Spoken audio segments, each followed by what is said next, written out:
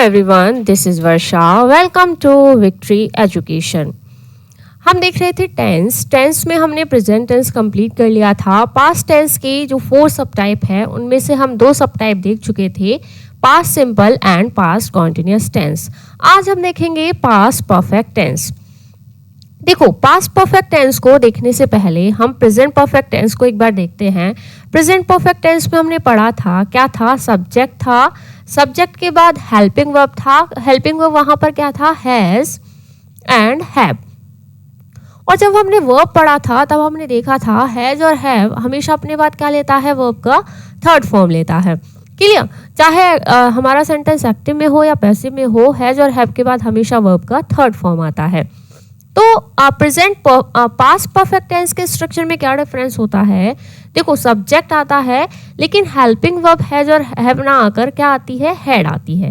Clear? और verb का third form आता है, उसके बाद कुछ भी आ सकता है, ऑब्जेक्ट वगैरह जो भी है। तो ये सेंटेंस का स्ट्रक्चर होता है। एग्जाम्पल देखते हैं। I had written a letter. I had written a letter.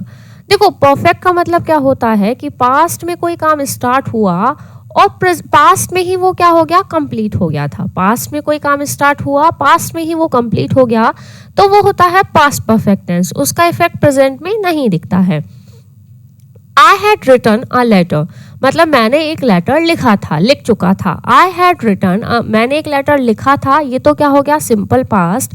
लेकिन I had written a letter मतलब मैं कंप्लीट कर चुका था काम को, तो मैंने एक लेटर को लिख चुका था, मैं एक लेटर लिख चुका था। क्लियर?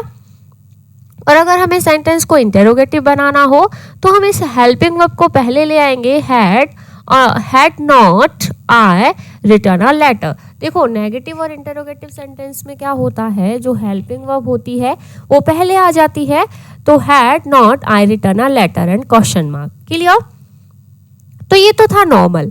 और क्या होता है पास्ट परफेक्ट टेंस में? पास्ट परफेक्ट टेंस में क्या होता है? कभी कभी 2 इवेंट दिए होते हैं, कभी कभी 2 एक्शंस होते हैं, 2 घटनाएं होती है।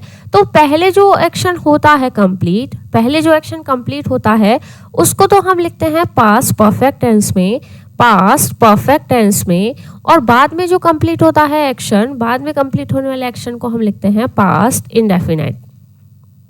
पास्ट इंडेफिनिट या पास्ट सिंपल आप इसको बोल सकते हो। तो वही यहाँ पर लिखा है, in past if 2 or more than 2 incidents happen one after the other, the first incident will take। जो पहले इंसिडेंट होता है, जो पहले होता है, उसको हम लिखते हैं पास्ट परफेक्ट में had plus B3 and the rest will be in V2। और जो बचा हुआ है वो किस में चला जाता है? सिंपल पास्ट में। देखो, इसको एग्जाम्पल के थ्रू समझने की कोशिश करते हैं। कैसे होगा? एग्जाम्पल के थ्रू हम देखते हैं। एग्जाम्पल गिवन है, the train had left when I reach the station. The train had left मतलब ट्रेन पहले ही जा चुकी थी। When I reach the station मतलब जब मैं पहुंचा स्टेशन पर, उससे पहले ही ट्रेन जा चुकी थी। तो पहले ट्रेन के जाने का काम हुआ, फिर स्टेशन पे पहुंचने का काम हुआ। तो जो काम पहले हुआ है उसे हम लिखते हैं पास्ट परफेक्ट में, और जो काम बाद में हुआ है उसे हम लिखते हैं सिंपल पास्ट में। तो देखो, ट्रेन पहले गई तो the train had left. Had आया, वर्ब का थर्ड फॉर्म आया, प्रेजेंट पास्ट परफेक्ट टेंस है। When I reach the station, और ये V2 है, तो ये क्या हुआ? Simple past. ये जो पहुंचने का काम है स्टेशन पर, ये बाद में हुआ है। When I enter the class had already started. Class जो है वो पहले ही स्टार्ट हो चुकी थी मेरे एंटर करने से पहले। तो एंटर बाद में हुआ है, तो यहाँ पर आएगा V2। और जो काम पहले हो चुका है, क्लास पहले ही स्टार्ट हो चुकी है, तो वहां चला जाएगा had third. It means had third, it means past perfect tense. Clear? She learn music after I had reach there. She learn music, देखो उसने म्यूजिक कब सीखा? मेरे पहुंचने के बाद। मेरे पहुंचने के बाद उसने क्या सीखा? म्यूजिक सीखा। मतलब पहले मैं पहुंचा हूं, उसके बाद उसने म्यूजिक सीखा है। तो पहले पहुंचने का काम हुआ है, तो जो काम पहले हुआ है उसे हम लिखते हैं पास्ट परफेक्ट टेंस में हैड एंड V3। और जो काम लर्न करने का काम बाद में हुआ है तो हम उसे लिखेंगे सिंपल पास्ट में, और सिंपल पास्ट में आता है V2। क्लियर? तो perfect tense, past perfect tense में इतना ही है। ये जो मैंने रूल अभी बताया है, ये एग्जाम में पूछा जाता है। 2 इंसिडेंट अगर होते हैं तो फर्स्ट इंसिडेंट को लिखा जाता है पास्ट परफेक्ट टेंस में एंड सेकंड इंसिडेंट को हम लिखते हैं सिंपल पास्ट टेंस में। क्लियर है? अब पास्ट का एक जो लास्ट सबटाइप बचा है, पास्ट परफेक्ट कॉन्टिन्यूअस टेंस, उसको हम देखते हैं, उसका स्ट्रक्चर हम देखते हैं। इससे पहले हम प्रेजेंट का देखेंगे। देखो प्रेजेंट में हमने देखा था सब्जेक्ट प्लस हैज़ और हैव। देखो यहाँ पर परफेक्ट है तो थर्ड फॉर्म तो आएगा ही। क्लियर? तो हैज़, हैव और बीन हमने देखा था। और कॉन्टिन्यूअस है तो हमें पता है बी और बीन के बाद वर्ब का fourth form, it means ING form आ सकता है। क्लियर? तो यही इसका स्ट्रक्चर था। तो अब हम पास्ट की बात करें तो हैज़ और हैव के प्लेस पर क्या आ जाएगा? सिर्फ हेड आ जाएगा। हेड के बाद वर्ब का थर्ड फॉर्म B3 बीन, और बी और बीन के बाद वर्ब का fourth form, it means ING form. और सिंस ऑफ फोर तो हम लगा लेंगे। क्लियर?